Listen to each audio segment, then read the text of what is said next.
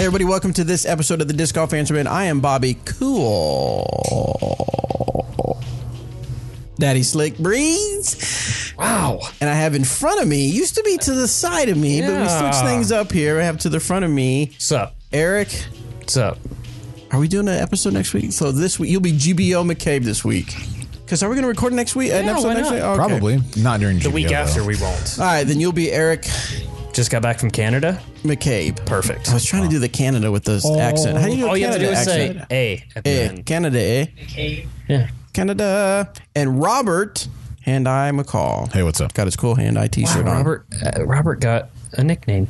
Like, He's got nicknames before. well, yeah, but this never one wasn't like derogatory. that. Yeah, this one was like, actually uplifting. Most of them are rude. Right. and crude. Yeah. And lewd. I win. And we'll go on. So if things seems a little off, if you've tuned into the YouTube, you'll see that we have a different setup. So we're all a little bit thrown off today. So if things seem a little off, that's not because of the normal off a little bit. Right. This is now a reason to be a little Regular off. off. Yeah. We have an excuse. You might want to be careful on waving your hand because every time you do come close to the computer screen, it shows up on the other camera. Just something to think about. Yeah, it looks weird. What do you mean? Yeah, exactly. See, this ain't going to work because I have to move. Watch how big your hand is. Yeah, I don't know. On this. Oh, look at that. Oh my God. That is the scariest thing ever. I don't like that. Okay, we got to get back to the audio. So yeah, I'll keep that in mind. But I'm okay. Please do. Let's see. Danny sending me a message, throw me off. Where were we at? Oh, Canada. Eric, you talk about Canada. Okay. It's a beautiful country. It's just north of the United It States. is north of us. What were you doing in Canada? I was designing a disc golf course. I was in Kamloops, British Columbia. It's an area that I'm somewhat familiar with. The first year I went, Paige Pierce and I traveled up there and played the Canadian Nationals. Maybe that year was the Ultra Glide, which is what they're bringing back this year. But I've been up there a couple times. This is where I took Paige Bjerkes for the first time, and I don't know if you remember me trying to come back into the United States with her, and I got pulled over at the border, and yeah, they got mad at me. But whatever, that's another story. But anyway, it's a great course. It's right in the middle of town. It's on an island. It's called MacArthur Island, Okay. and they call it Mac Island or EMAC Island. Just saying. They wanted a more, not necessarily like super beginner friendly, but something that, because it's on an 11-hole executive golf course that had been shut down. So there's natural fairways, and you can see where the old greens were, and there's like water, like ponds, and a true island hole there that's really beautiful. Nice. So they wanted it to be somewhat short that a beginner can come through, because the other course that they have there in town, Rose Hill, I'm sure you saw me post some pictures and a few videos from me playing it while I was up there, is grueling. It's very difficult for a beginner. If a beginner goes out there, there's a good chance they're going to be turned off and just think this sport is really hard. Yeah. So I put in a course that's a little bit more beginner friendly, but added a couple pins, a couple holes, couple tee pads on a couple holes, so an advanced level or pro level player can come in and have a great time playing Stretch it out a little. Stretch it out a little bit. Absolutely beautiful piece of property. I mean, it's going to be a very, very, very popular course. There's constantly people walking around there. What else is on the island is like 6 soccer fields and a bunch of baseball fields. And so it's like, a sports complex is what it is. And the city has been very, very inviting. They love the layout. We had a great time.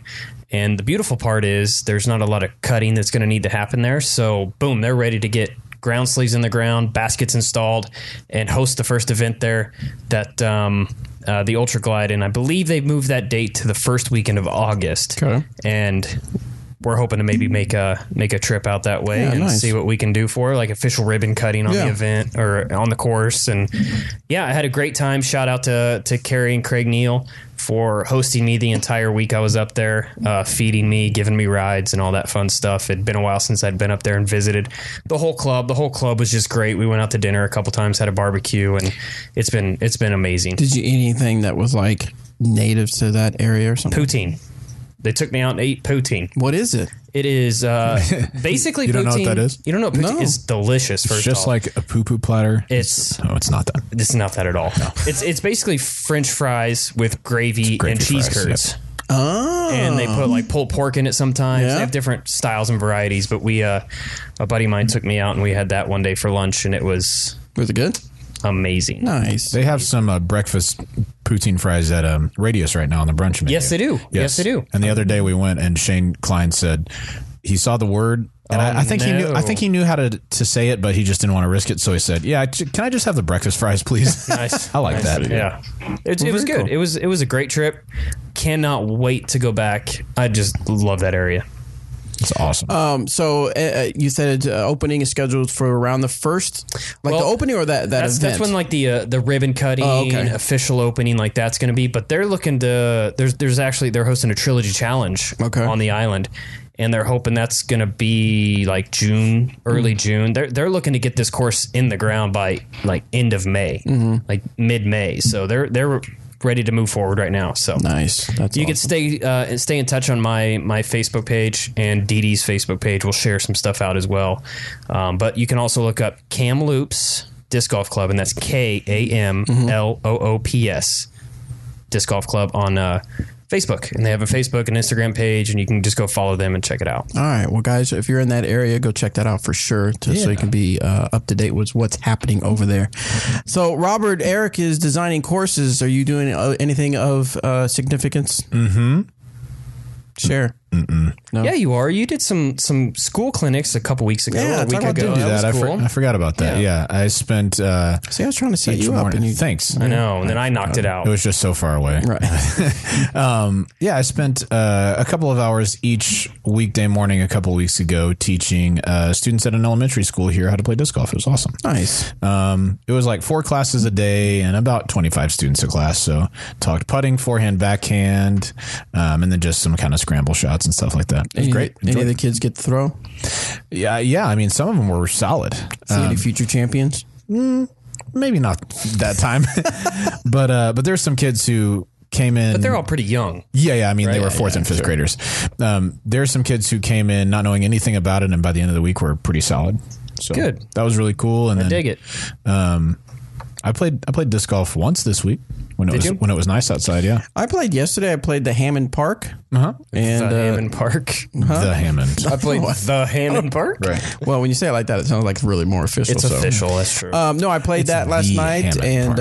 I had a pretty good time. Tried out the Vandal a little bit more. Oh, cool. And then, but I was getting really frustrated because something was really wonky with my form. I don't know what it was. I was trying to put more hip spin into it, and then trying to grip my disc a little bit more, and of course, thinking of all that just threw me off a little bit. So I was a little frustrated, actually. I think I played more disc golf in Canada the last week than I have Rest of the year. this whole year, I could see that being true. because the club was it always nice? wanted to go out. And, oh yeah, it was like between 50s and 60s and sunny every day. It's awesome. It was ideal weather for disc Yeah. golf. It really was. Yeah. This weekend I played golf one day and then just kind of hung out on Sunday and then played disc golf. I guess that was yesterday. Nice. And Danny and I built a PC. I say Danny and I. Danny told me how to build a PC. Like, Nice. Instructed you. yeah, it was awesome. We enjoyed that. Yeah, now we'll never see you again. You're gonna be inside shredding on the PC. That's right. Well, I don't know if I'm shredding. I'm very new to mouse and keyboard, so I'm Tearing. yeah. I'm kinda like- I'm just subtly tearing. Okay. Micro tears. Like folding. So, is there a big difference? What? Between console and PC? Yeah. Definitely. Like enough to where you're like, oh, I'm really gonna shred once I get this. No, Because you actually do pretty, or at least in my perspective. Sure. I'm okay on console. I'm very much less than okay on mouse and keyboard, but I think there is there's probably a higher ceiling on mouse and keyboard just because you can be so specific with your movements. But I mean, I'm nowhere close to that yet. Have you played Apex yet? Oh yeah. And so you, I've struggled. oh, okay. Danny and I won one game the other day, which was fun. And then since I've gotten a few kills, I probably have like 20 kills, but I'm not.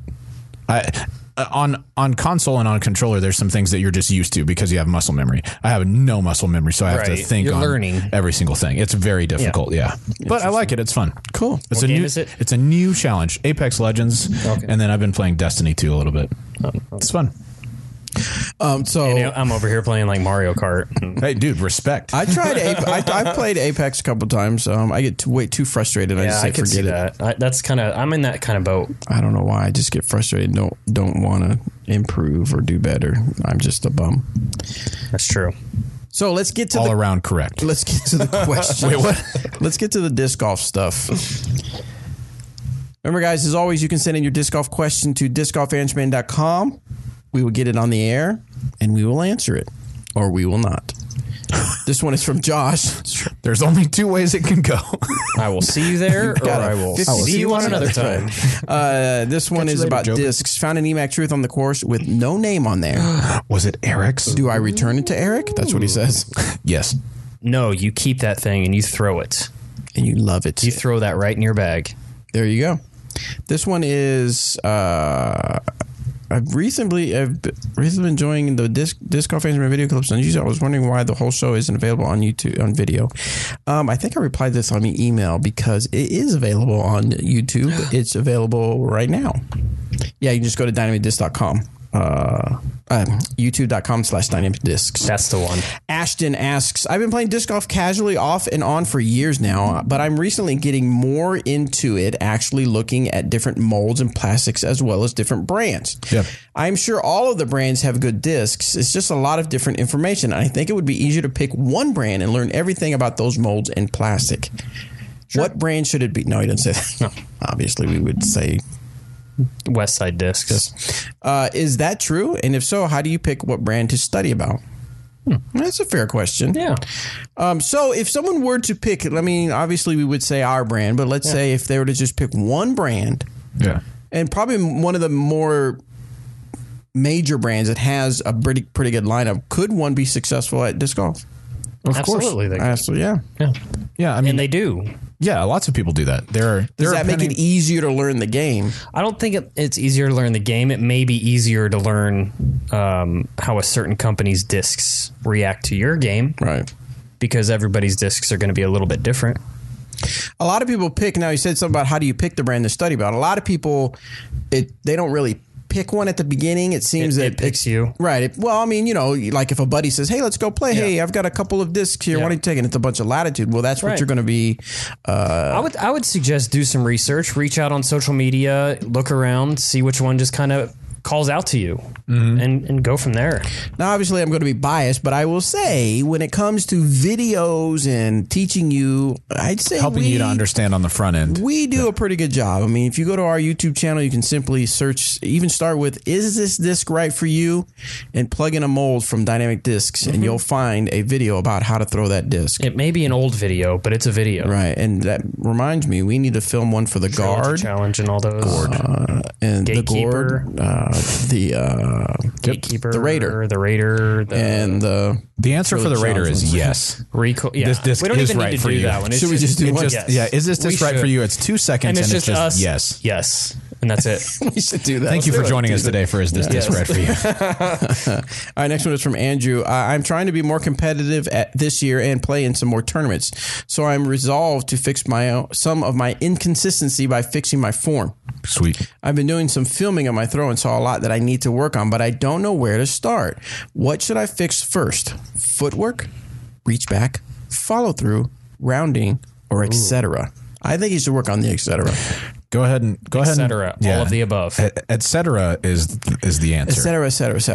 Etc. I consistently throw 330 to 350, but oftentimes miss my lines and release angles. So honestly, what do you think he should start with first? First things first, ground up. I think footwork is the best place to start because that will probably solve some of your other issues by itself. If you are rounding or struggling with nose up or something like that, making sure that your feet are doing what they're supposed to will likely, if it doesn't solve it, it will likely alleviate some of that or at least get you on the right way. I would agree with that. And then it sets you up to have a proper reach back because if your feet aren't in the right place, you just can't reach back properly. Plain and simple. And then timing. Yeah, exactly. Yeah. So I would start just from the ground up, exactly, almost in the order that he said. Footwork, reach back, follow through, rounding. That's pretty much what I would do. Yeah, I would go in that exact order, I think. Yeah, I would agree. And throw some putting in there somewhere. Yeah, you're going to want to putt for sure. It is crazy though. Like I know that you're kind of messing around, but there are people, which is crazy, who will be like throwing 450. We see them post on the internet all the time. I want to throw 500. What do I need to do to take those extra 50 feet? But then you look at their rating and they're, rated not that great. Like, man, if you could throw 450 right now, get good at putting, and you're going to be a really good disc golfer. Start practice putting. That's what I'd always suggest. Anything. I don't care how accurate or bad you are at driving. Right. My first thing you need to go to is putt. Get that putt lined up. Yeah, and then your touch game too. Those approaches. Like if you've got those dialed in, even if you don't have great distance, you can compete with a lot of people. That's why I can't stress enough going out. If you have a short course in town, play that short course all the time, even if it's just with your putters and mids. It helps your approach game tremendously. All right, this next one is from Anonymous. Hey, Disc Golf Answer Man crew or anyone else who's in the studio, quick question for you, and I'm going to need you guys to do what you do, and that is keep it real. That sounded awful. That's not the correct one. I know. That sounded like you were. It's also way too high on yours. In a bathroom or something. The effect is too loud on yours. Your effect is too loud. That's fair. Keep it real. Why does it sound weird? Because the table is different. Oh, it's on you too. I'm furious. Oh, I know why. Oh, because why? well, hold on. Yeah, see? Yeah. Oh, yeah. Uh-huh. Yeah. There we go. Now I know why. Now. Stop. Keep it. Just stop. Can we just move on, please? I'm actually mad. Can we move on? Where is the question? Oh. Hey, Disc Golf Answer crew. Oh, yeah, I said that already. Just finished my first round of match play, and unfortunately, I lost. My opponent was a 946 rated player. Yep. But is and has been registered to play in the Open and Open Master division for a few years. Yep. As an 817 rated player, this gets my hopes low and I get crushed. Wanted to know your thoughts on if this should be allowed. Sure. So you said they've already played or have not played yet? Just finished my first round. Just finished first round. Okay. But unfortunately lost. Okay. So here's how that stuff goes. I think the way that we do match play is if you're rated under 970. So any rating under 970, you are eligible to compete. That's the same this year as it was last year, right? Yeah, 970 and below at the beginning of the year. Right.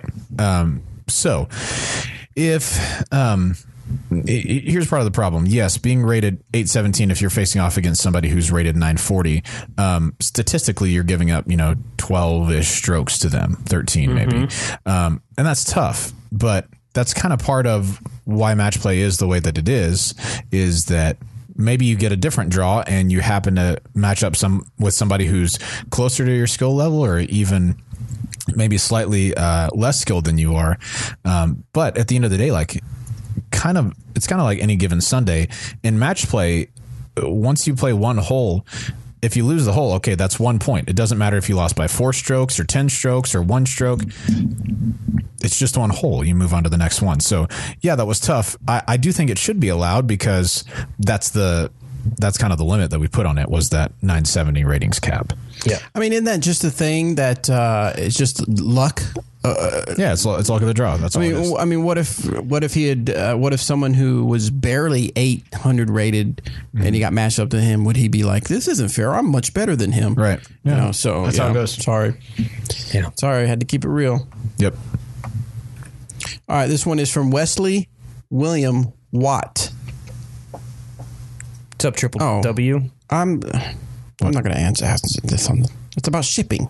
We'll get to you a different way, Wesley William Watt. I wonder if it's a superhero, because superheroes usually have the first letter. Mm-hmm. On the screen right now, on my screen, is your hand looking like it's holding my chin when you put it out like this.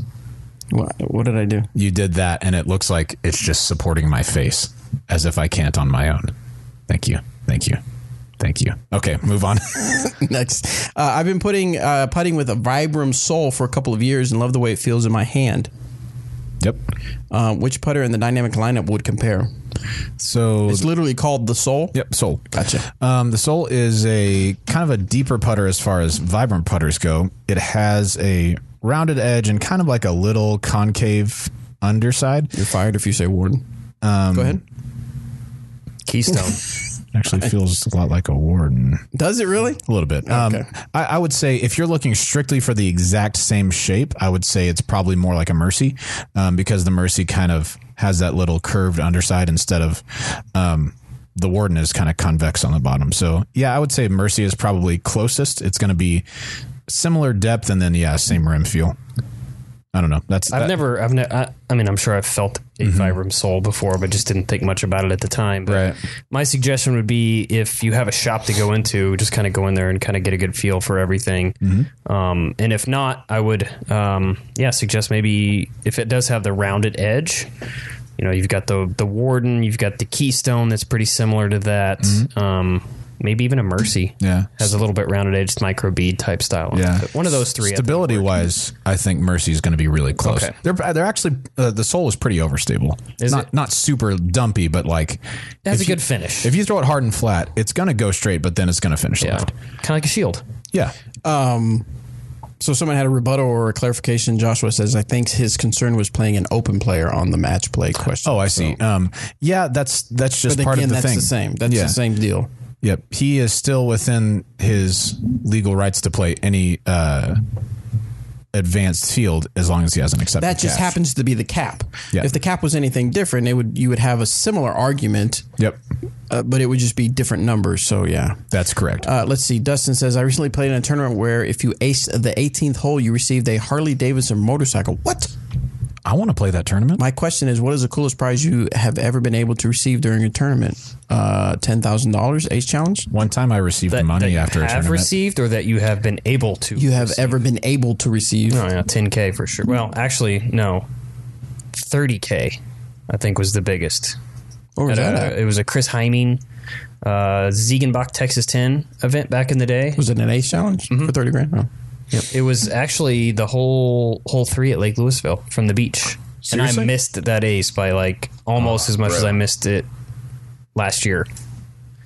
Did anybody else get I closer? would not be working to this day if I I was going to say, would you even be here if you would have won that? You'd have been on Somebody, I don't remember who it was. I don't think it was Gary Duke, but for some reason that name comes to mind. Somebody hit chains and spit out. How Dead center how chain. furious could you? Yeah, I would just turn around and start Especially on walking into 30K. the lake and never Well, stop. that's it, guys. That's right. See ya. You guys can have my bag. Yep. I will be floating in the water.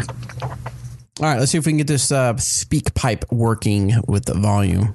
All right, let's do it. Hey, Bobby, Eric, and Robert. This is Barry from Indiana. Sweet. So here up, in Barry? Indiana, we have a winter fundraiser series every year where we have a tournament every weekend in January, February, and March. This year, we raised just under $14,000 and donated 1,200 pounds of food to local food banks in the cities we played in. Nice. A couple of weeks ago in one of our tournaments, I ended up tied for first and had to go back out for a playoff to decide the winner. It had rained all day, so everything and everyone was soaked and cold. The last thing I wanted to do was have a playoff hole. So the hole we started on was a long downhill shot with a large evergreen tree right next to the basket. My competitor bombed his drive into that tree, and it fell right beside the evergreen 5 feet from the basket. I conceded right then because I knew I couldn't reach the basket, but they talked me into playing the hole out, so I threw halfway down the fairway, threw my upshot within 12 feet of the basket, and put in my par. The other guy stood with his back up against this large evergreen and took his 5-foot putt. When he leaned forward for his putt, the branches nudged him just enough that he lost his balance and stepped just past his marker. Oops. He called the football on himself, which I seconded, so we tied and had to go to the next hole. Right. We ended up playing a 9-hole playoff. Bro. It took over an hour in the rain and cold, and when we got back up to the clubhouse, everyone else was gone except the tournament staff who forgot we were even still out there. My question is, what is the longest playoff each of you have ever been involved in? Good question. By the way, I lost on the 9th hole. Dang it, Oh, man. man. I think I know what Roberts is. Yeah, mine was last year, 100%. Yep. I had Country Classic Open or whatever? Country Club Classic, yeah. Country Classic. Country Classic Open. Honestly, I don't know. Coca-Cola Country Classic Open. That's good. I don't know what my longest one before that would have been, though. Gosh, I honestly don't remember. Maybe a few holes. I'll be honest, I don't have that many. I did one of my first I thought open he was wins. going somewhere else with that. Sorry. four. I just remembered. I went one of my first open wins. I went into a playoff with Mike Ols, who's a course designer down in Texas, and that was a 4-hole playoff. But then Country Club Classic was 8 holes. Yeah, quite the marathon. Yeah, I haven't been in a lot of playoffs in my career, but I do have one that I remember vividly, and I don't like the outcome of it. Rip. It was the Capital City Classic or Shunga Days or something like that. It was in Topeka, right? And this was probably, I would guess, 2004-ish. We're just playing. I think it was just a C tier, B tier, something like that. Well, me and a guy named Shannon Carson ended up tying for first. And I think it was like 3 or 4 hole playoff. I don't remember how the length, but all I remember is I had a putt and I chained out on my putt.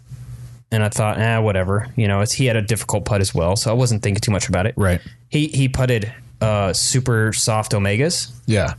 Stuck in the side of the basket. No way. Beat me because it used to count to stick in the side of the basket. So he putted, stuck in the side, ran up, grabbed it, and I'm like, I just lost a tournament on a low putt. My putt hit chains, didn't stick. Yeah. And he is rewarded with the W for a low putt.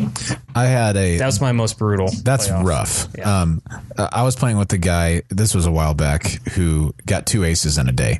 And he wasn't that good, but he thought he was awesome, right? And so he hit one off of a tree into the basket. And then we were playing the second round together. He was telling us about this ace, and we were like, dude, that's cool, you know. But he was being a little kind of butthead about it. And he stuck. Is this Zach Melton? This was Zach Melton. That's right. Thank you. No, this was long before I knew Zach. And he stuck one in the side of the basket, and they like just jumped up and celebrated. He's like, yeah, I'm the best. I was like, dude, come on, man. And we can't. Did he win though? In the round? Yeah. No. Oh, I thought you said he won in the playoff. This is not a playoff. This was just a stick in the side of the basket. I'm sorry. And we can't mention playoffs without mentioning the most epic playoff in disc golf history, in my opinion. Yeah, it was at 03? Yeah, USDGC? I think so. I was there. I witnessed it. I watched it. And granted, back then, hole 1 and hole 17, the 2 holes that they played, were the easiest holes of all time. So they just went. Hole 1 was the biggest gap down the hill. Hit the gap, boom. 17 used to be. Thank you, Danny. The easiest hole ever. Our camera's going in and out of focus. Continue. Hole 17's green used to be super easy. You used to play along the water, and the circle, or the OB line rather, the green itself was the size of the circle. So it was massive. It was the easiest thing to hit in the world. But then 18 was always difficult, and they 3'd it each time. You know, I think it went 12 holes, if I recall. It went around a few times. They played those 3 holes. But I remember being there and watching that, and that was the most epic playoff I've ever witnessed. Yeah, pretty cool. Yeah. Pretty cool. All right. So now the thing about playoffs, now 9-hole playoff, how I was reading some stuff. How long did that playoff last? The one that was won in 17? Mine? No, the USDGC. I think 12 holes is what I want to say. It's really long, yeah. And they only played 2 holes? 3. Oh, 3 they played holes? 1, 17, 18. And it lasted for 12? But like I said, 2 of the holes are the easiest holes, and they're just going to birdie it every time. And then the third hole was 18, the traditional 18. Right.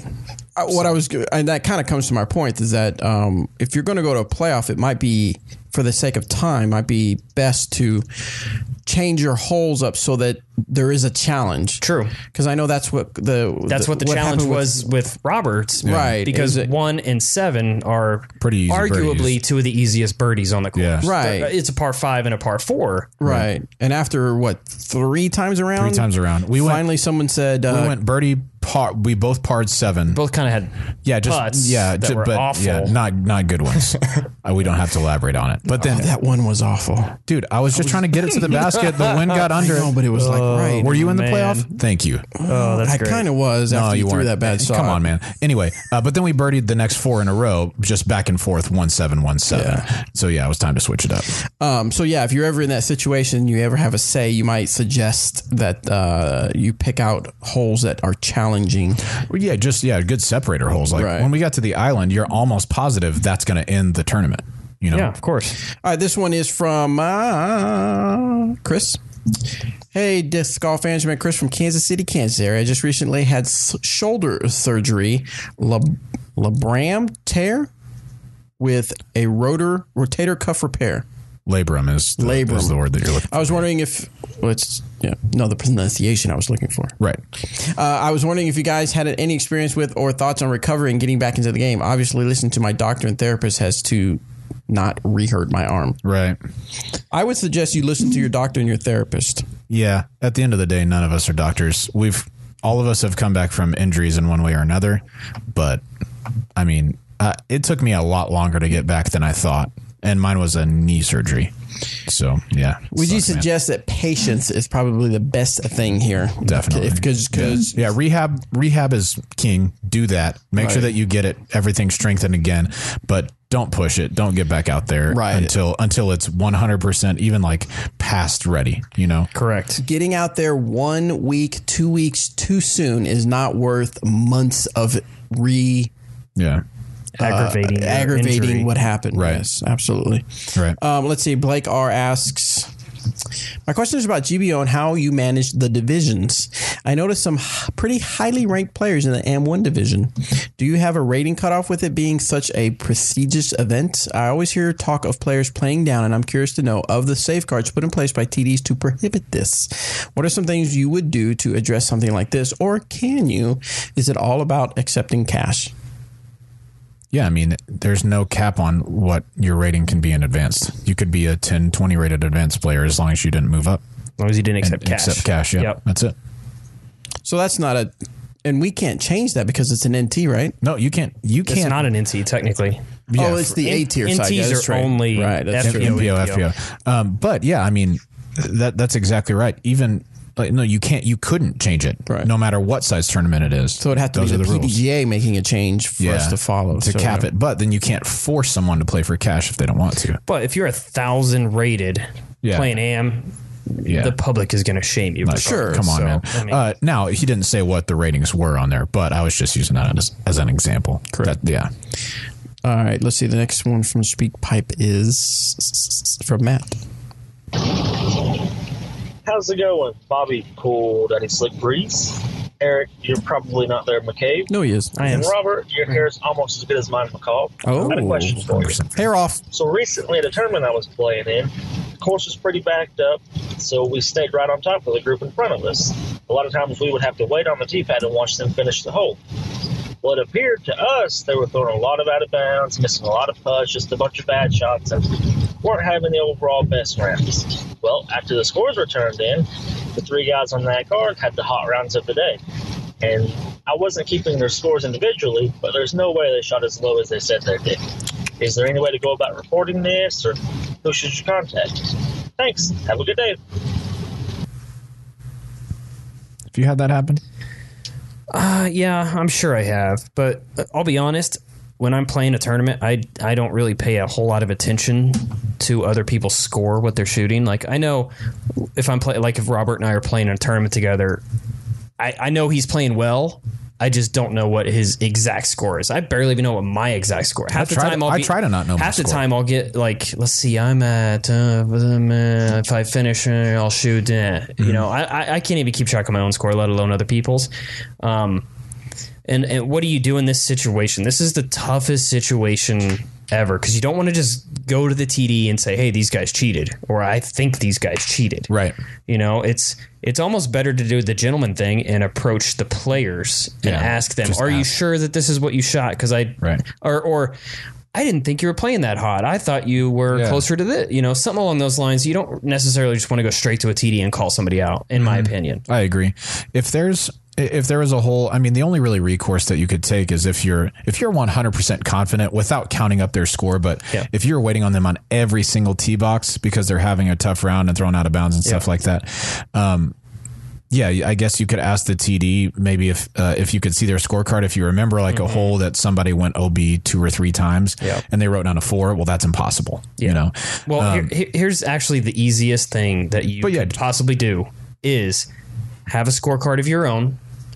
Write everybody's name down it, and you also keep score. Yep. You keep score for the whole group, even if you're not, when it's your turn to keep score, you do the same. But keep a separate scorecard with everybody's score on it.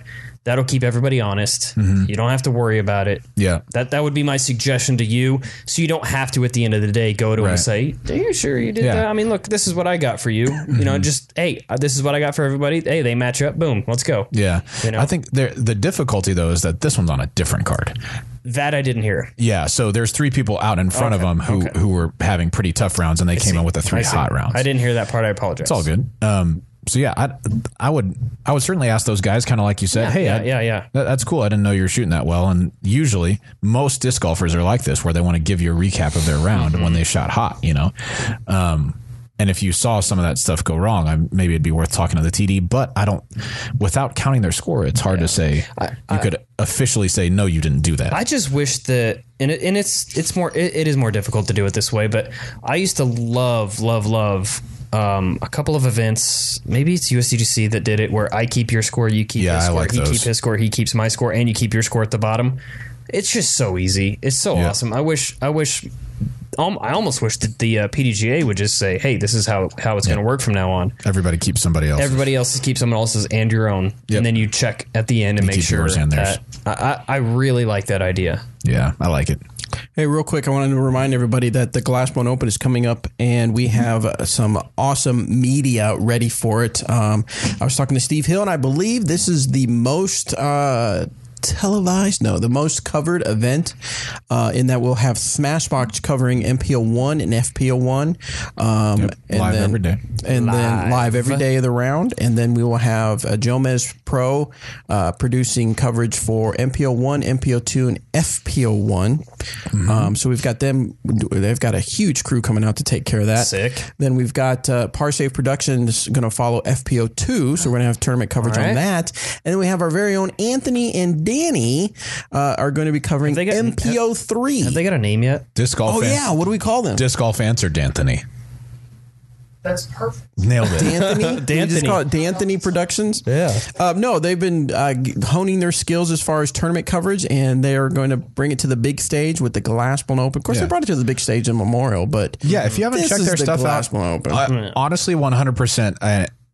These guys are my friends, but if their stuff was bad, I would be like, hey, I'm just not going to say anything about it. But the quality of what they're producing is fantastic. It is so good. I would never say that to their face. But yeah, it is so good. she's a very good person and a talented artist. I would watch that episode a couple nights ago. No, 100%. They're knocking it out of the park. So that's going to be good stuff. Yeah, so at glassboneopen.com, you'll see, I believe it's called Watch GBO is the menu item, and it'll have, I'm going to start putting out links to that way you can keep apprised about everything that's happening at Glassbone Open. And I'll also be doing my normal vlogs where I'll show you guys the non-tournament stuff, the non-disc golf stuff, all the stuff happening at Glassbone Open. So super excited about that. Can't believe it's already almost here. And in fact, we had our meeting. We had our little media meeting this morning talking about what we're going to cover and stuff. Yeah. All right, so next question comes from Felix. Yes, sir. We got some ratings to update at some point, by the way. Once you said something about Anthony, I remembered y'all's ratings challenge. There was an update yesterday. Yes. I have that. I have one of my tabs up here ready to talk about here. Next one is Felix. He's going to say he's going to ask hypothetical question. Hypothetical. Say I play my first event in intermediate and I play really well and my rating is over 935. Okay. Does this mean I have to play the next tournament at advanced, even if I don't think my rating after more events will be that high? Yes. Your rating is the number that they use to decide those things. If you're over 935, you may not play intermediate. Plain and simple. I mean, that's pretty much cut and dry, isn't it? It is. Next one is from Dougie Fresh. Wiki. The Dougie Fresh? Yeah. Crocs Dougie Fresh? No, the rapper. The rapper Dougie Fresh. You're talking about DJ Jazzy Jeff? Is that who you're talking about? You're too young. I'm joking, dude. Come on. This one says, from y'all's experience and knowledge of the mechanics, what are some pros and cons, similarities and differences between a wide rail reach back versus a straight back reach back, i.e. Doss, Johansson, Macbeth, Melton, Oakley versus Lazat, McMahon, Schuster, Pierce, and McCall? In creating the snap for a faster... I've never thought about which way my reach back is going to be. In creating the snap for a faster whip pop spin at release for best power and control. Also, have you all seen the ISO baseball YouTube videos about the whip effect similarities between sports. No, I haven't seen those. You seen those? No. So talking about reach back, I would say my understanding of how those are different is basic at best, right? I think when people talk about reach back and when they talk about wide rail, a lot of times you're really talking more about the pull through than you are the reach back. I would say, I mean, they go hand in hand, but yeah, the pull through is the one that is more often described as wide rail. That's correct. Sure. The what? The like kind of show me because I'm trying to figure out myself. So reach back, most everybody reaches back the same way. And because I always think straight back. Yeah, but what's wide rail mean? So when you're throwing wide rail, it's keeping your arm a little bit farther away from your body. I think Danny wanted me to try that. Yeah, but all that to say, I think that there's some people that work better with it and some that don't. Ultimately, if you know which one you want to try it out. There's nothing that's hurting you from trying it out. I would say with the people that you mentioned, Nate Doss, Michael Joe, Eric Oakley, and then on the other side, Simon Eagle, myself. I usually get paired in with them. Of course. when people are talking about disc golf. All those, obviously excepting me, can throw super far using their own style and strategy. So I would try out both. I know that Danny has talked a little bit about that. So if you want to check out Danny Lindahl's videos on YouTube, he'd probably give you a little bit more detailed videos. Or tomorrow, tune into Disc Golf Instrument on Instagram on IGTV. Oh, or tune in. Answering this actual question. Oh, sweet. Exclusive. Yeah. Okay, yeah. IGTV. Smashbox exclusive. No, not Smashbox. Dang it. Instagram TV, Danny's going to answer that question exactly. So tune in. That's the time. Yeah, so go to Dynamic Discs Instagram and make sure you find the IGTV channel. And there's actually there's probably about 10 or 12 out there right now. You can go back and watch him answering specific questions on form from the show. So I tried the wide rail. Now, obviously, I probably needed to try it more and do it, but it felt like it gave me more spin, more power, but then I lost control of the release. Yep. And that was frustrating. I don't think I just throw. With anything, honestly, I know, but it'd be interesting to an extent. That I'd like to see your throw now, thinking of the rail and the straight back. Yeah, because I was watching a few after you told me that. I watched a few other people's throw, and I thought, well, they reach straight back and they still do it. So I don't know. I'm still trying to figure out my thing. So right, I would say kind of going along with what I was saying though. The less you can think while throwing, the better. Exactly. You just want muscle memory to take over. And I would say, kind of in response to what you were saying about trying out wide rail throw and other throws and stuff like that, if it doesn't work at first, that's natural. Sure. Yeah. I get that. But I think there are a lot of people who try something new in their form, try a different footwork or try reaching back farther. And then when they reach back farther, they don't hit their lines as accurately. And so after, a day or two of trying it, they're like, oh, this is bad. No, it's not bad. It's just that you're learning a new skill that requires some adjustment. No, it's not bad. You're just bad. No, yeah. Thank you. Yeah, that's right. My problem is that I would try it in casual where it didn't matter. And then I would never go out and practice.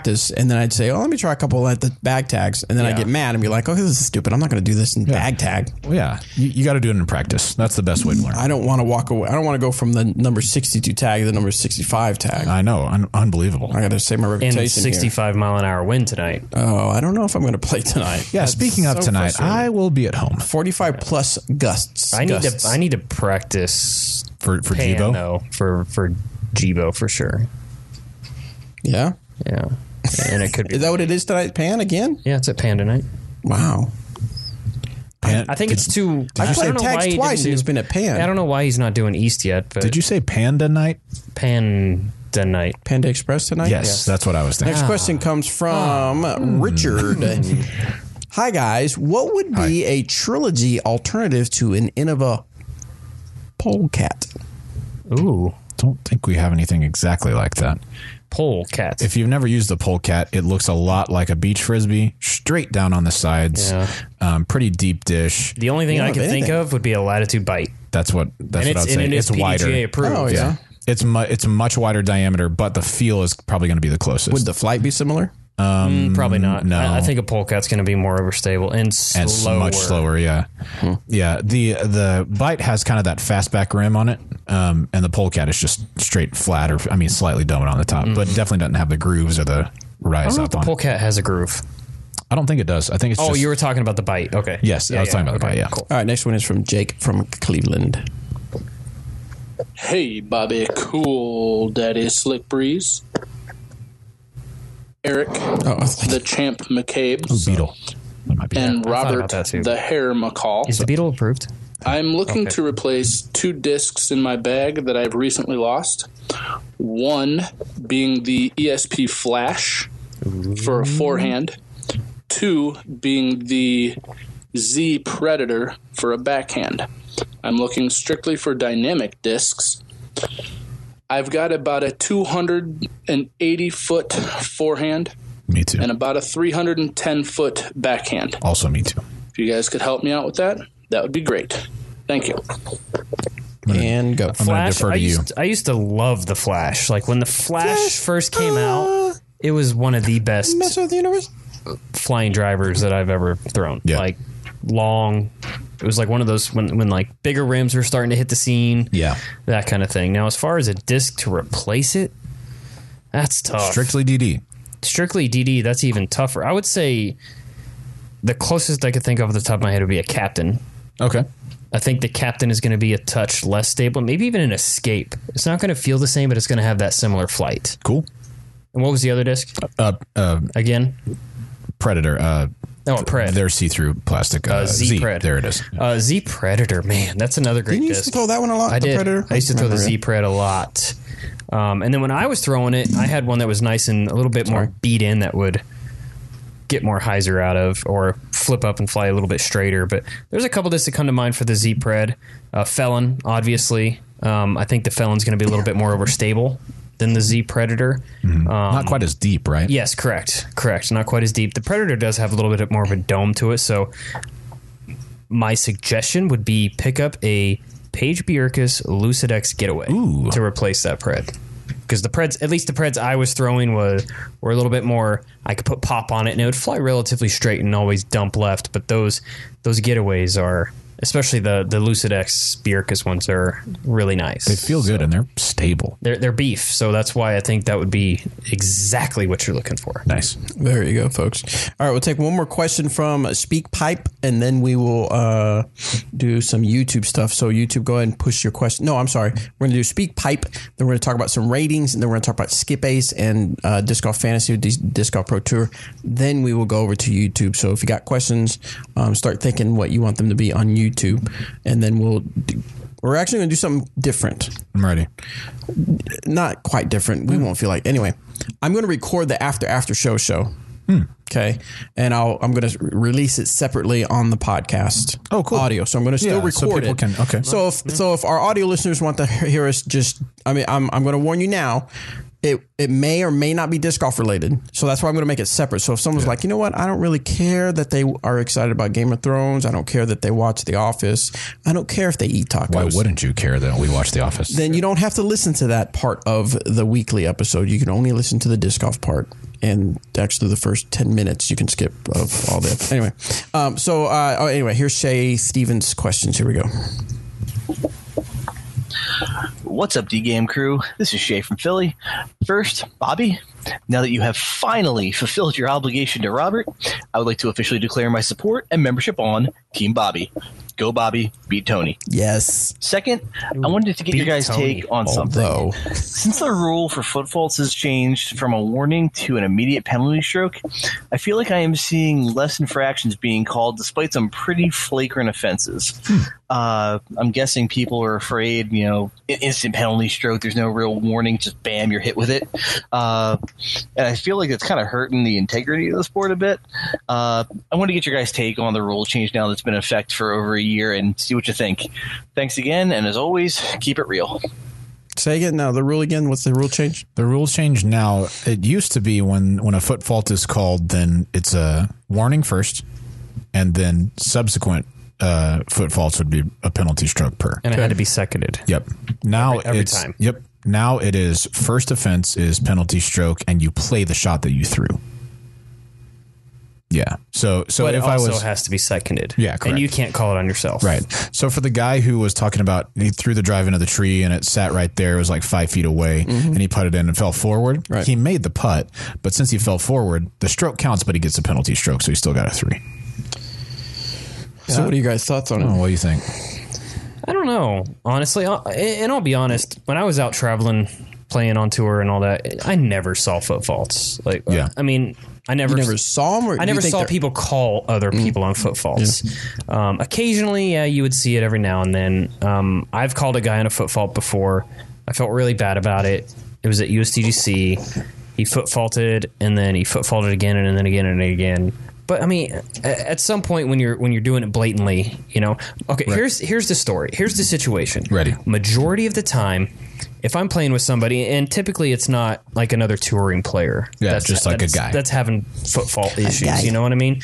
So like if I'm playing with, we'll say Robert, but it's not Robert, it's somebody else who's fresh on the tour or whatever, and I see him constantly like foot faulting, like maybe missing his mini by a little bit, whatever. Yeah. I'll say something to him. I'll That's say, hey, usually dude, what I do, yeah. you know, hey, just watch your foot. This is kind of like my friend warning to you, so to speak. Yeah. I Although won't we are call not it. friends. I'm not going to call it, but you will be absolutely playing with somebody that will. Yes. Just be careful. Yes. The only time, and here's another thing on foot faults, if it's a putting foot fault, Yeah. I will tell them before they putt. Like if they're straddle Exactly. out, I'll say, hey, your left foot, you might want to move that back a little bit, just so they're not. I hate that when people are Yeah, they just staring wait out, and just stare. waiting, Yes. just drooling, Just say waiting, and something as soon to as the putt comes out, foot fall. Yeah, I hate Right. that. Like, come on. It's different if they fall forward because there's nothing you can do about that. But Yeah. if they're setting up, If I can see do it, the right thing and Yeah. just say something to them, Yeah. please. yeah. So I Anyway, don't. go ahead. Yeah. So I don't see a whole lot of it, and obviously I don't see any of it now because I don't play tournaments anymore. But, and when I do, I play awful bad. But so yeah, I don't know. That's a good question. I don't think too many people just care about foot faults, or they're like me, and I'm not paying any attention to what you're doing. I'm more focused on my game and what Right. I'm doing, and I'm not sitting here to babysit you and making sure your foot is where Right. it needs to be Right. on an approach. Plus, I don't care if you think you have an advantage now. If you're by a tree, Yeah. and you're trying to sneak out a little bit wider, that's different than being in the middle of a wide open fairway and missing your mini by Right. or stepping on your mini or whatever. Sure, it's the rules, but it also puts me in a bad place and gets me in a bad headspace having to call somebody out. Right. So that's whether it was a warning or a stroke yeah, or not. exactly, Yeah. exactly. So I just whatever. Yeah. That's me. I would say I call foot faults equally as much now as I did before, even with the rule change, and it's not very much. The reason is I don't see people do them a whole lot, but most of the time when I have called them before, it's because the player knew it too. Yeah. So I've called them a couple of times on, like a player took a knee and was putting and putted and Was just it during put the national anthem? put their no. Okay. Come on, man. Anyway, well, they put their hand down in front of the disc after Yeah. they let it Yeah. go, like Fell forward. yeah, and so Falling putt more so than a foot fall. Yes, exactly. Yeah. So I mean, they looked over and I was like, I mean, we have to call a foot fault. And they're Yeah. like, Well, yeah. I When you make understand. eye contact and it's It's like, come on. Yeah. But as far as throwing ones go, I haven't called a whole lot of those, but I also haven't seen a whole lot. I have done, like when you said, if I thought somebody's foot was close, you know, maybe an inch or two off, I'll go to them and just say, hey, I'm not sure if this was a foot fault or not. I just want to let you know that this is what I saw. Yeah. So just something to be aware of. And there's a lot of people, kind of like you were talking about in an open field versus a tree. There's behind a tree. There's a lot of people who will make the argument that if you're in an open field, it shouldn't really matter where your feet land as long as you're still behind your lie. But yes, if it's 3 feet, it's not going to change your drive a whole lot. But 3 feet is a lot. yes, yeah. But I'm saying like compare your 400-foot drive to your 403-foot drive. That part is not different. What is different is everybody has to pay attention to hitting the same spot. And that person who's just kind of throwing 3 feet behind their lie or a couple feet, they have less mental hindrance. So they're more free to throw like an easier shot. So that's why I say like, yeah, I think they're both bad. I would go to the person first, unless it was just egregious, like, you know, a few feet off. Right. Then I'm going to have to call it. Yep. I'd agreed. All right, so PDJ recently updated the ratings for everybody.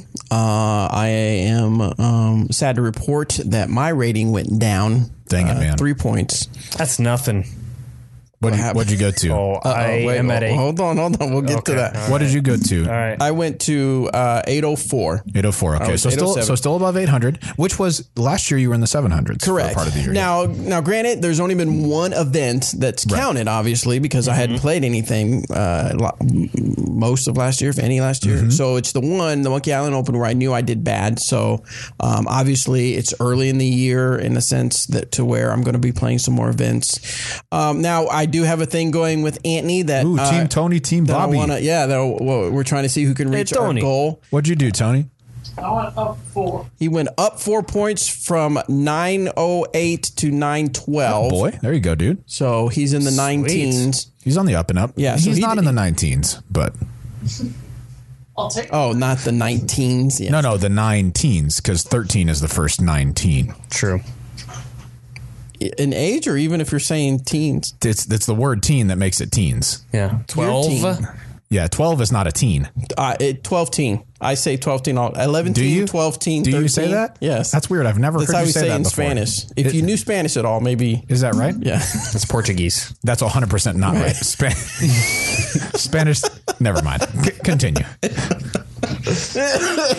He's really close to being a teenager. Most people say once, Doce, teen, catorce. doce, teen. That's what they say. I know. I'm just playing. Trece. Teen. I'm masking my ignorance with I'm joking. comedy. I'm joking. Everything. That's Proceed. what I've done from beginning since I was a child.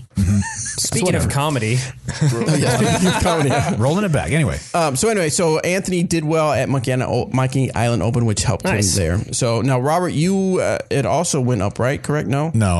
I stayed the same, and I'm fortunate to stay the same because I played relatively poorly to my standards at Monkey Island. Oh, okay.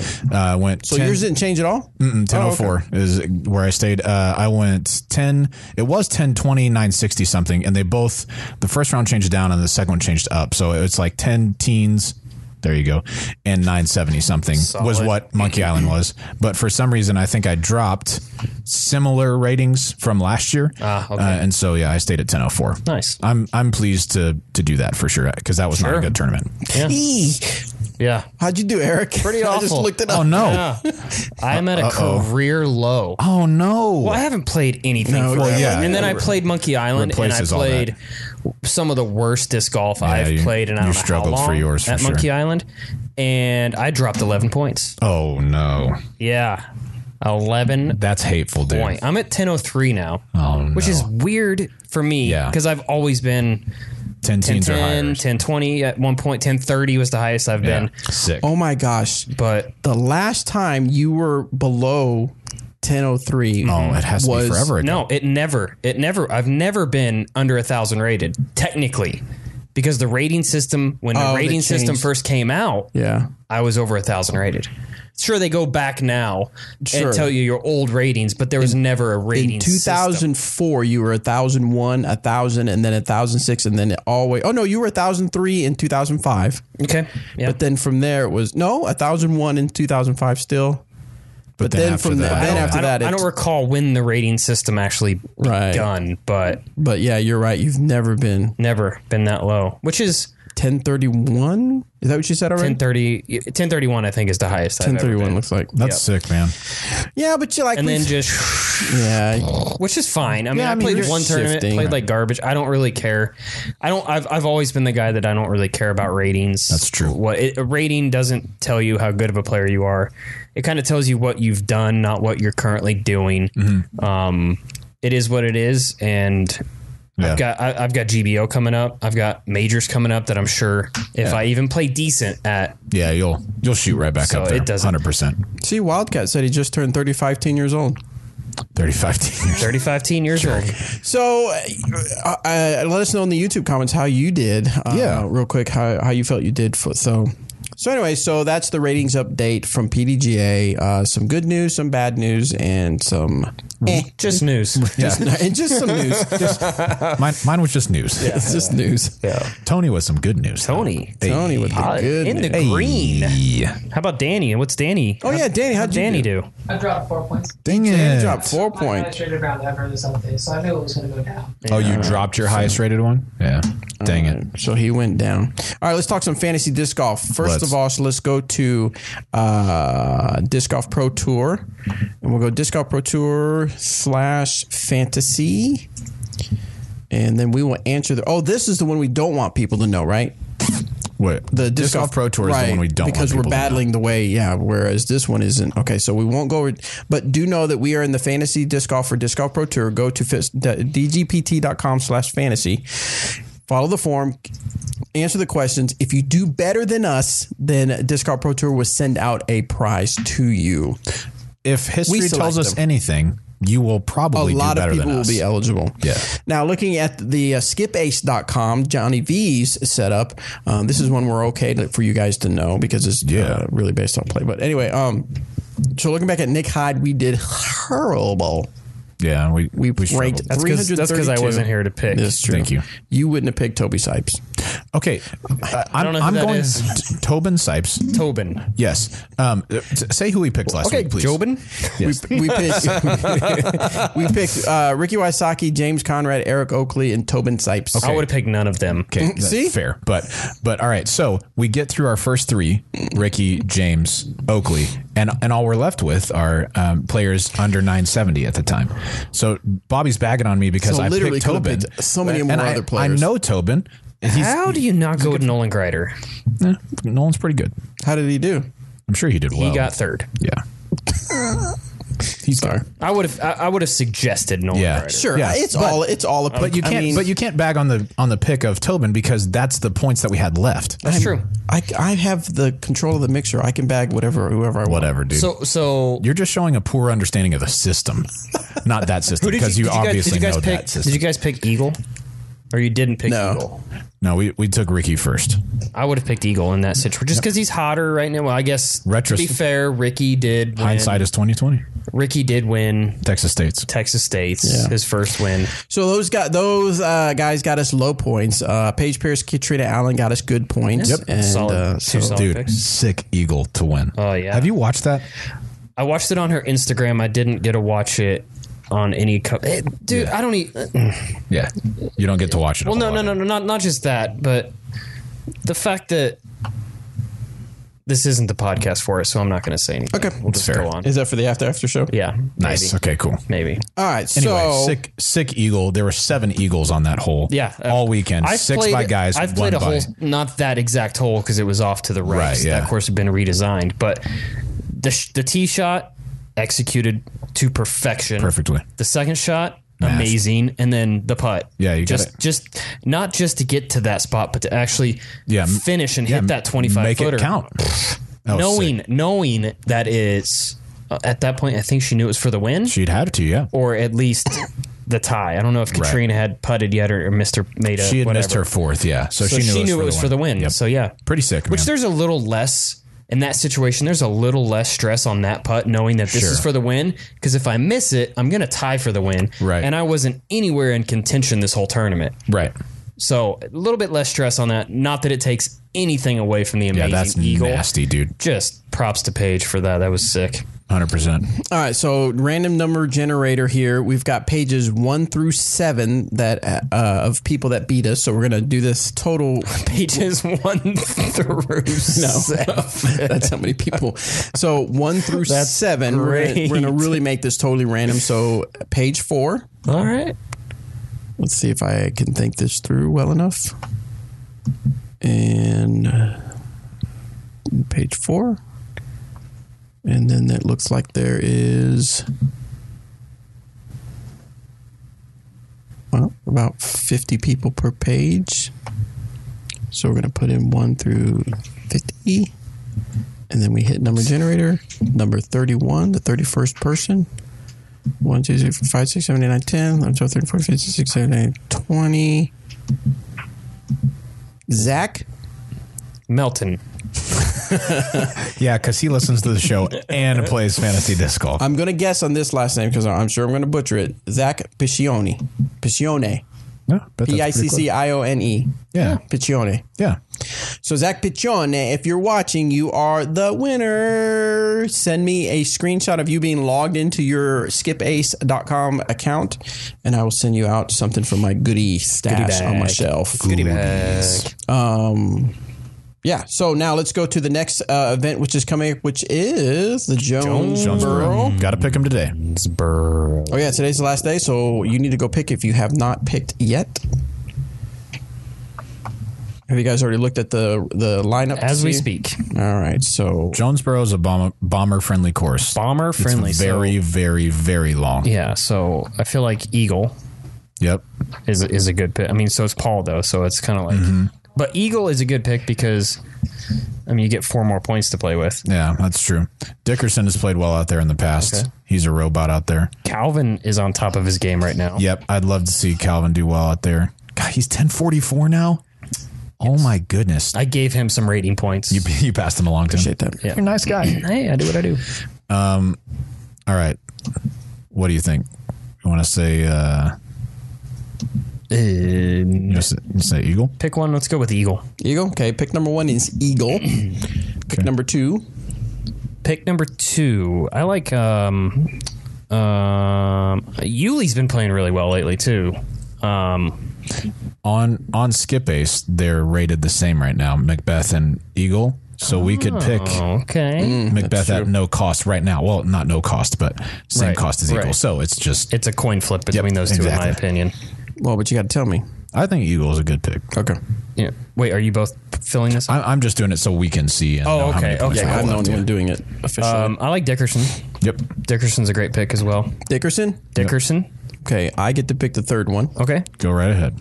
How many points do we have left? We have quite a bit. Well, yeah, we have quite a bit, but we have 4 picks to spend in between. Well, no, that's why I was trying to, in my thinking was that's what I was thinking. So you said it's a bomber course, Very long course. very long course. Yes. Do we know anybody? Do we know like the top 3 from last year at all? Yeah, we can look it We up. can look.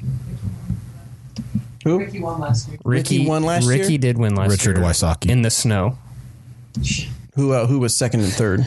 I'm pulling it up right now. Okay. Conrad was up in it. Conrad's a good bomber. He hasn't done really well this year though. He hasn't. Yeah. He's had a tough start. So last Oakley year got third last year. Yep, last year first place, Rick, Garrett Gerthy second place, Oakley third place. Colton Montgomery actually tied for third place as well, and he's playing better this year. Where even did than he was Oakley last place in Nick Hyde? year. 10th. 10th? I think so. Ninth? I Maybe that. Yeah, that's right. yeah. And he's Paul Macbeth didn't play well last year, so maybe he is the person to pick. He's probably washed up. Probably washed Yeah, I think up. that's correct. Kevin Jones. Yep, Kevin Kevin Jones was 13th something I last saw, year. Chris Dickerson actually finished 11th last year, so I almost feel like Oakley. What's Oakley rated right now? he's in the 10 teens on here, I bet. He's in the 10-15. Yep, that's solid. That's a good amount. He seems to be doing fairly well. It feels like an improvement over last year. He's definitely playing better than last year. Let's pick Oakley in third. I'm thinking he's like a not expensive safe pick as far as points. If that makes sense. Yeah, sure. No, does that make sense at all? Is that any kind of logic? It certainly makes sense. All right. And then a kind of a lower pick is what we're looking for now, Yeah, like let's see. a Nick Newton or Nick Newton's been So playing we've well. got 28.99 left. Do you want to pick our FPOs? well, we got Paige Pierce. Okay. I personally, I think that's she would worth be one to picking. go for. Okay. And then who for the ladies on? That's bad. We got Katrina Allen, Sarah Holcomb. I picked page B just to see where it put us, and it leaves us with 989. So we probably need to pick a female lower rated later. slightly lower than Paige. What's Paige? Rebecca Bierkus? Cox is a great one. Granted, she's only 946. yeah, that's 5 still points some lower. points. That leaves us 994 for our last pick. Missy Gannon. Ooh, Missy has been playing well. Yep. She won an 8th tier this weekend. Yep, Missy Gannon. That leaves us 1028 to work with. Missy Gannon. What is Missy rated? Missy's rated 905. Okay, so I was thinking Madison, but that would still leave us. All right, so Missy Gannon will be in here. She'll be And then our. who is... Trying to get back to this year's list to make sure that both of them are playing. I'm sure they are. Well, they should be if they're on the I thought Johnny had it worked out where this Does he? only gets fed what's officially who's on playing, I PDGA. thought. Okay, sweet. Yeah. That was my understanding. Yeah, they're both playing. All right, 1028 is what we have left, gentlemen. Johnny's played well out there. Oh, I already got out of that's all right. a few years ago. Philo, AB, AJ's not a bad Feldberg, pick. Chandler Fry, Austin This is on Hannum. Skip Ace Austin. Yeah. I would say Austin's a great pick. Actually. Austin Hannum? Yeah, he mashes. I'm good with that. Who? Say again, Austin. Austin Hannum. Austin. 1023. And 1023. He is our pick. All right, we've got pick 1, Eagle McMahon. Pick 2, Chris Dickerson. Pick 3, Eric Oakley. Pick 4, Austin Hannum. Paige Pierce for the ladies. And Missy Gannon for pick 2. What is our alternate for MPO? Nate Perkins. 1013. Nate Perks. And That's a very valuable alternate pick. Mm-hmm. who's our alternate for the female? Hannah? Maybe That Cynthia. or Christina? Cynthia would be cool. Oh, Ricciotti? Yeah. Ricciotti? Ricciotti. Ricciotti. It's Ricciotti. Oh, you had that sass to it like I did it wrong. No. That leaves us with 5 points left. That's all right. Does that make us want to change anything? That means we get to use those next week, Correct. Or we can... right? That's how it works. Yeah, you can roll Are they over. rollovers? They're like Shroot Bucks. Yeah, that's right. Yeah. So we're good with that? I'm good with I'm that. hitting save picks. 3, Why don't you want 2, Why don't you want Shroot Bucks? 1. Save picks. All right, there you guys. So a couple people are asking on YouTube. This is at skipace.com. You can sign up with your Facebook account or just an email account, depending on how you prefer. You can then go to League, join League, and type in DGAM to find us. DGAM to get into our league. And if you beat us, then we pick from you to see if you will win prizes. So There is somebody that We've got a pick we need forgot to about switch. the fourth. We've got a fourth pick we spot. need to switch. Who? We want to switch Austin Hannum for Double G. He got second out there last year. Oh, okay. Yep. And he is playing well right now. Yeah, he's had a killing it this great, year. Mr. Nick Garrett Hyde. He played well at Nick Hyde, right? Sure yeah. Oh, that still gave us 5 points. And he Well, smashes. yeah, they're rated the same on there right now. He smashes if it's a bomber course. Yes, he kills it out there. All right. Anybody so play well in the snow? Eagle Dickerson. Mailbox 37 said, "What about Stanley Nichols?" I'll give you a girthy. billion Stanley Oh, Nichols. All right, man. we are solid and in there. We solid. All right, guys. So that's all is that it, right? Yeah, that's all the it. time we have for the regular show. Thanks for hanging with us as we do our Disc Golf Pro Tour Fantasy and Skip Ace Fantasy picks. If you guys want to join in on the fun and have a chance to win some prizes, make sure you get your picks in on the respective sites. Truth. Cool. All right, we're going to end this, and then we will start our after show. Hang on there, YouTubers. Get your questions in there. We'll see if we can get them answered, and we'll just kind of relax and chill. Sounds great. We'll see you.